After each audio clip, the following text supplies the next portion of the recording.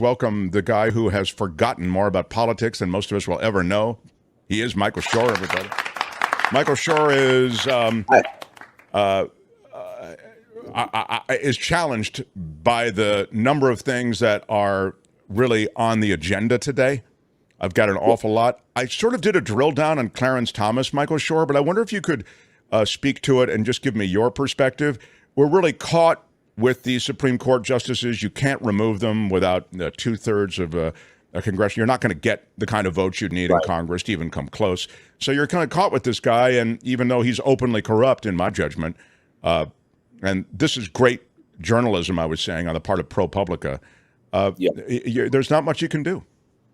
Well, there isn't much you can do. I mean, the Chief Justice can arguably intervene in some way and sort of lighten the justice's caseload, as it were, to sort of minimize his role on the court. I don't know that's going to happen. I don't know that there's precedent for that.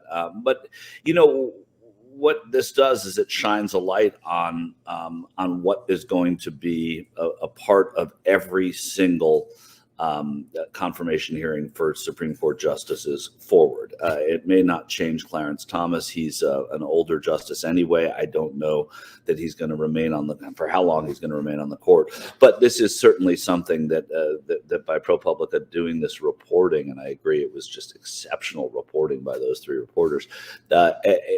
It shows you that there are problems that are not just the kinds of problems we see on Capitol Hill. They happen across the street too. And I think that's important to note. And I don't know that there's anything we've ever seen. Justice Brennan apparently took an honorarium once. I don't know all of the details of that, but this is beyond the pale. And I think that it's people are really discomfited by it, and not just Republicans and people who support, the Democrats and people who don't support the people that look at this. And I think Hurricane Avila has just made landfall. Yeah, Sean, a lot of background noise, but it's good to have him on board. But I think you make a good point, and I'll tell you, when I think of it in the context of today's politics, it becomes an even bigger point, which is politics has become supersized in America, and I think there's sort of fewer and fewer consequences to some of these extreme positions. The loudest voices in the GOP clearly are ruling the agenda.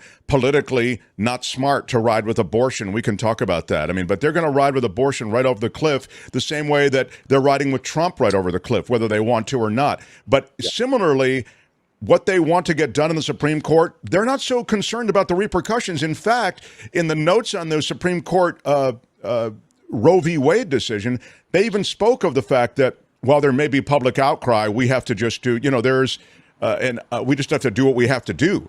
That's not a quote, but that was essentially their message. So increasingly, I think they don't care about that. They respond to the loudest voices. Jim, please. Well, I think, first of all, my first comment is that this is on John Roberts, and I don't know what he's doing. He claims he's concerned about the integrity of the court and its reputation, and yet he does nothing. Here's Clarence Thomas taking all this money, traveling all over the world with a corrupt wife who is trying to influence American policy. And he doesn't recuse himself, as you pointed out, Mark, even on a case that directly involved her, and on the January 6th stuff. So, if John Roberts doesn't take hold of this, under the current, maybe Michael knows better, but I think under the current ethics situation at the Supreme Court, only the Supreme Court can really do anything about this, and they're not. The other venue, of course, is Congress and impeachment, but that's nearly impossible with what's required. So it's up to John Roberts, and his legacy is going to be that he led a corrupt court. This terribly flawed system has sort of crested with this wave of open corruption I was suggesting when we started the show.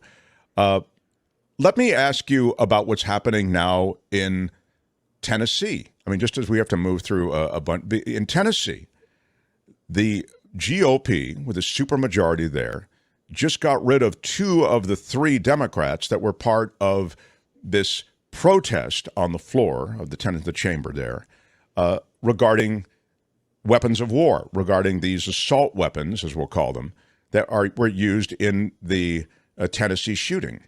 I wonder if you could speak to what's happening there, because again, I think there you see a kind of supersized politics that you can tell me if we've seen it before or not. It feels as though this is new ground.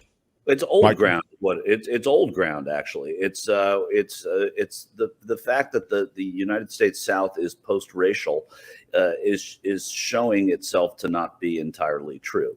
This is about race. This is about breaking, and you heard them talk about the decorum, that this was about decorum. There is a way of dealing with broken decorum on the floor of the Tennessee House. There are censures. There are ways of saying that this is conduct unbecoming.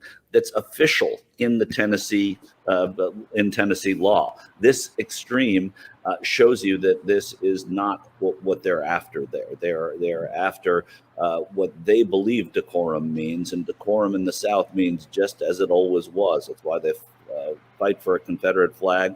It's why they don't want any kind of disruption in their daily doings there. They have a supermajority of Republicans in Tennessee. It is as red a state as you can possibly imagine. With they've even gerrymandered to the point where a gun-toting member of Congress, an AR-15 supporting guy, Andy Ogles, took over a Nashville district that was Jim Cooper's district, who was a sort of a centrist Democrat for many years. Steve Cohen in Memphis is the only member of the Tennessee delegation that's a Democrat. So it's clear what the motive is here. It is about race. You saw 2 black members expelled from Congress, from the legislature. They are going to win their races. They're going to go back, win their races, and be reseated. And you saw the white woman who was allowed to stay there. And she even said it. What do you think the difference is? There on the right is Justin J. Pearson. I know Justin. I was actually texting with him yesterday. I covered him on a story in Memphis before he was in the legislature, where he was a community activist trying to stop a pipeline from going through Memphis and using eminent domain. He was successful. This is somebody who is trying to disrupt, but he's trying to, as John Lewis said, make good trouble. And the trouble he is making here is to fight for people's lives and children's lives. So you're seeing this. I don't think it's new, Mark, sadly. I think it's actually very, very old. They had Klansmen serving in Tennessee in that same house, right? I mean, they didn't throw them out. I mean, they were all singing from the same hymnal at the time, the same racist hymnal. Oh, they're sharing a hymnal. I'm not saying these are Klansmen there now, but they're sharing a hymnal again. You see 75 of them voted, or 72 of them voted to oust Justin Jones, and 69 voted to oust Justin Pearson. It's just it's the old South, and that's just the South. Yeah, Jim. Well, when you say it, is this new? This is a trend that stems from gerrymandering. This is what you get when you when courts allow the Republicans to gerrymander in such a way that, at a state level and now even in Congress, there is no accountability for this kind of craziness. What we saw in Tennessee, when you use the word decorum, that's a code word for stay in your place. Don't cause trouble here. We've allowed you in the state assembly, but keep your place. The decorum, and that's racism. And certainly it's what's happening in Tennessee. Where there's a danger of that happening all over the country. In Georgia, of course, they passed that law which allowed the state house to overrule local district attorneys, because a local district attorney is going after President Trump for his illegalities. So I think that's just one sign of what's happening. In Idaho, they're doing some crazy stuff too. But Idaho has always been kind of way over to the right, and that's not, to me, that's not as dangerous.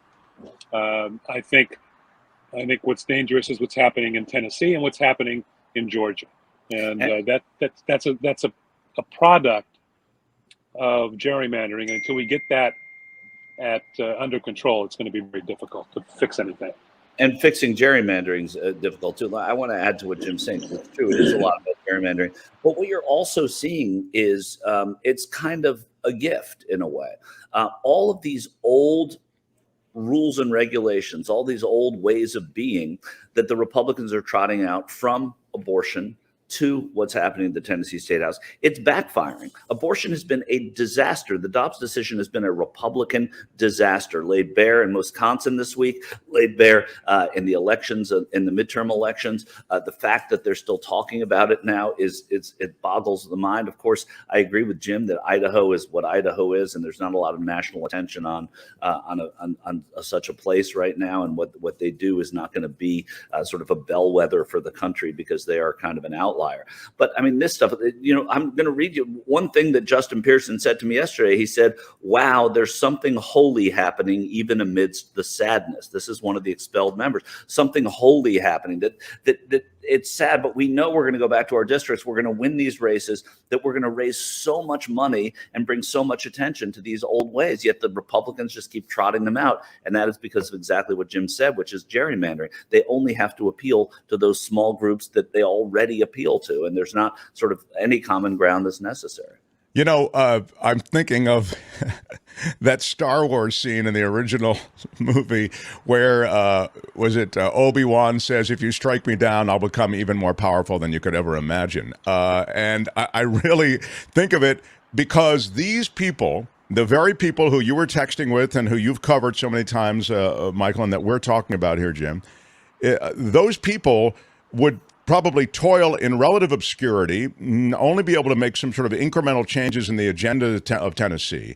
And now they are national figures. And as you've just said, Michael, their plight, and as he was indicating, their plight and these issues all of a sudden are vaulted to a profile that they would never have been prior. So in trying to knock them down, and indeed knocking them down, although as you say they'll be reelected, you've given attention to them and the causes that would never have existed prior. It's so true. When Julian Bond, the late Julian Bond was a Georgia state senator, he won his election to the legislature before he was a state senator, and he wasn't, because he took a position against the Vietnam War. They refused to seat him there. He was an African American in Georgia. We're going back to the late 60s, early 70s. Yeah.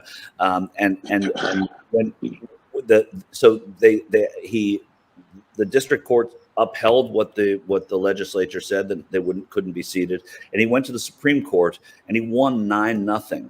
And he 9-0 at the Supreme Court, and he was, of course, seated in the legislature. But it brought so much attention, both to him, to make him a national figure. He was from the civil rights movement as well, but this in a different way. And it also brought so much sympathy to the anti-war movement at that time. So they really, I don't know, you cut off your nose to spite your face, or it's that kind of a thing. Like they keep doing it and it doesn't work, and then they make some progress, and then it just gets totally thrown out of the water. Yeah. I mean, it sounds like a broken record, but it is true that the Republicans step on themselves every time. On abortion, of course, on student loans. That's going to motivate kids again. Even on transgender issues. Those type of things.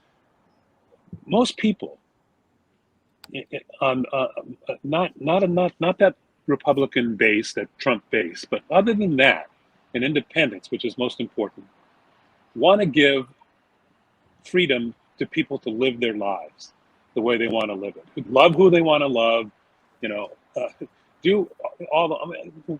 Why are we getting involved in these things? And I think the Democrats should do, as a little, to do their best to avoid that issue. Just, we support people to love who they love, be who they want to be, but I'm not so sure that yesterday's move by the Biden administration to codify some rules about who can compete in high school sports or college sports, whether you're transgender or not, is that really an issue Democrats want to focus on? I don't think so. I think Jim, most people want to let that go. Yeah, but Jim, I don't think they're focusing on it. I think they're immunizing themselves from the attacks that would certainly come and making it a campaign. Every once in a while you have to cede to the fact that this is someone who wants to be running for president and is going to say things to immunize himself from the attacks and the associations, that to be able to reply and say, look, my administration did this. I don't know what you're talking about. Why would you accuse me of that? Well, I think that's accurate. I think that's accurate that they are trying to immunize themselves from further attacks on this issue. But maybe the best way to immunize yourself is to let things happen on their own, in an organic fashion, and not codify them into laws myself. Well, I mean, that's my thought. What I'm hearing Jim say, and I think it's a defensible position, Michael, is that, when you're playing toward the center, you want to stay off of some of these issues that can be used to suggest that you're a lefty, that you're not center. Let's talk about jobs. I mean, let's not talk about that as much. But not focus on that. I mean, that's a great job report today. I don't disagree, obviously, and idealistically, I certainly don't disagree. But I do think that when you're going to be attacked for ridiculous reasons on wokeism, which no one can define, if you're able to neutralize that in any way that you can, and then move on to jobs and things that are more important and say, stop with this. We're not worried about that. We're worried about this, which is in essence what I think they're doing by doing that. And look, I think there are a lot of people that are sort of made uncomfortable by the position the administration took and the fact that they brought it up in the first place. But there is real strategy to it that supersedes the actual politics of it. Yeah, and if you want to get into that issue at all, I'm not the person. I don't know. I really don't know what the answer is on transgenders in sports. It's a conflict for me. I don't really know what the answer is on minors getting hormones and surgery before they're 18. Those are real questions that we each have to deal with. But to make it the demagoguery that the Republican Party does is really insensitive, and really doesn't play well, I don't think, among most thinking people. This is interesting, though, because you can even hear in Jim's comments, and where Jim is politically, sort of, left of center, calls himself a progressive. He's struggling with these very things. So, again, as you sort of suggested, Michael, do it and move on. But it's a political thicket of sorts, because you even have those who identify as libs going, I don't know. I mean, I don't know if they should compete at 13, 12. When should they be able to take these therapies? People feel a little outmatched by the issue. Yeah, and when that happens, it's always unnerving on either side, whatever the issue is. And I think that's what people are struggling with now. I think that dispatching it and saying this is the position, boom, we're going on to jobs and student debt, we're going on to Ukraine and healthcare, all of the things that matter to us. I think that's probably a decent. And certainly, it's a good choice of strategy. There are other choices to make, but this one seems like you understand why someone would be arguing for it in the room. They passed a law, and it was just signed in Idaho. And Jim, I think you referenced it a moment ago, and it's draconian. I mean, it's really wild when it comes to abortion, and the idea somehow that if you give if you give someone, what is the age, 18 or under? 18, minor 18. Yeah, it's a ride to, if you aid in any way the minor's abortion without the parental knowledge, you can be put in jail, I think 2 to 5 years. And I'm sure it's happening because, Idaho, right next to Washington and Oregon. Exactly. Abortion rights are taken care of. So that's why Jay Inslee from Washington is weighing in on these things. Yeah. So yes, I wonder what your thoughts are on this. Mostly because I wonder if this isn't. I know you said before, it's kind of Idaho's sort of a special case, but I wonder if what's happening there. I mean, it's being talked about in other states. Might happen in other states. Yeah. The Republicans are doing everything they can to kill themselves. And yes, to places where they control heavily, they're trying. I mean, Michigan, they just got rebuked again by a judge, and I think, I think it's going to be a battle all over. And in some states like Idaho, they're going to go to the very extreme, and that's a problem. But it's super extreme. Yeah. Yeah. I mean, Idaho, even before Trump, was like that. It's like Wyoming. Sure. I have relatives who live in Idaho that I barely speak to anymore because of this gun issue. It's way to the right, way to the right.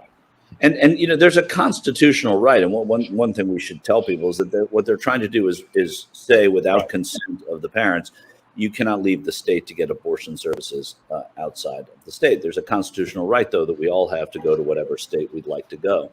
We can travel freely. And what Idaho is doing is saying they want to make illegal the Idaho portion of the trip. So if you're going from Boise to Oregon, from Boise to the state line, that's what's illegal, is going that far within the state without consent. Even though your intent doesn't have to be shared until you cross that border. It's going to be very difficult to enforce. It could be one of these things that's about the narrative and about the what it stands for is more important than the actual enforcement of such a right. So imagine these young girls, now they know they can't tell anyone. They need help. They can't say a word, and they have to leave under cover of night alone to go to get a procedure where they'll need someone to drive them home. They'll need some assistance, maybe some emotional support. And now they can't tell a soul because you risk your parent or your, friend or whomever you tell being thrown in jail for 5 years. Yeah, it's a silly law. It's outrageous. It won't stand up. As soon as some woman or young girl and her parents go to Oregon and they're arrested at the border, who's going to do that? First of all, who's going to do that? It's going to be challenged in court. And they'll build a wall around Idaho. Yeah, it's going to. It's going to go to court. It'll be overthrown, even in this court. In our last couple of minutes. It's literally our last couple of minutes. I wonder, they just issued a report on Afghanistan and our withdrawal from Afghanistan. And I thought it was elucidative in a couple of ways. And we talked about it at the time, the way that the Trump administration had left the Biden administration fewer options on the way to get out of Afghanistan, while conceding still that, and this is conceded in the report, that I've only read a summary of the report, so I haven't actually read the report. But the report indicates, hey, this was a rushed withdrawal, and that was a mistake. It was a bit chaotic, but some of that rush and some of that chaos was informed by the situation we were left with, or that the Biden administration was left with by Trump. Degradation of the forces there, a drawing down of the forces, and also a timeline. And then they point to the politics of Afghanistan not helping them either. I wonder if you guys could just speak to that, because at the time we talked about it, but it was lost a bit in all of the mess, frankly, that was going on with the withdrawal from Afghanistan. Michael? Yeah, look, this is exactly the way these things are supposed to happen. They're not supposed to be reacted to in the moment. We're humans. We react to things in the moment, but we certainly don't make verdicts on them and understand what we can learn going forward and what went wrong previously. But these are the sorts of things, rather than wokeism, that if I were a Republican running, I would be pointing to and looking at in greater detail. I think that when you look at an operation such as the one that the administration and the Defense Department did, you can find flaws and you can find things that worked out. It's never as bad as it looked on the first day. It's never as good if it was wildly successful.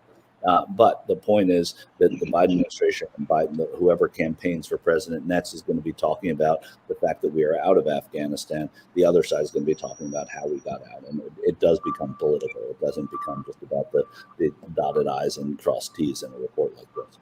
Jim, can you give me just a quick second? Thank you. Yeah, as Michael says, there's two defenses on this. The Biden administration says, wait, this was a Trump idea. We carried it out. He left it for us. And B, just in the overall thing, and I've said this in the beginning, Afghanistan is a mess. That country, and I spent a lot of time there during the war and after the war and the rebuilding. It is a corrupt place. It is a place without laws, and we needed to get out of there. And it was going to be messy no matter what happened. A lot of the blame belongs, I believe, with the Afghanis themselves. That they were corrupt. Their administrations were stealing money out of the mint like crazy. They stole a lot of the money that the United States put in there. I think most voters are like, thank you, Joe Biden. We're sorry that some people got hurt, but it's a messy situation and we had to get out. Guys, thank you for rallying on Fridays always. Appreciate your thoughts. We went through a lot, and we did it in a short time, but I thought some really good points made, so I appreciate it. Is there a Mark's Madness result for the celebrity bracket, Mark? It is being updated. It's funny you should ask. There is a Mark's Madness result, a celebrity bracket announcement, but it is not coming until Monday because the commissioner of Mark's Madness is Albert. Now, I can't believe it! Mark's Madness. It's not, Albert is not here today. He did make the announcement as to the winner, but the celebrity bracket has remained under seal, as is the tradition. Can you imagine if the registrar of voters took the day after Election Day off? It is I think odd, they did in LA. Didn't they do that in LA? You're right. They took 3 days off in Los Angeles. Jim's right. So you'll get your results on Monday, and good luck, Michael Shure. I mean, the guy who's coming in right now in a moment, the culture blaster, the movie reviewer, Michael Snyder, he was the odds-on favorite, given his record of halfway through the tournament. He's good. He's good. Yeah. So love you guys. Thank you so much. Talk to you next Friday. Take care. All right. Hi, it's Mark, and I thought that was great. Hit the notification bell. You'll know whenever there's a new video being dropped, and please subscribe to our channel to help us save the universe.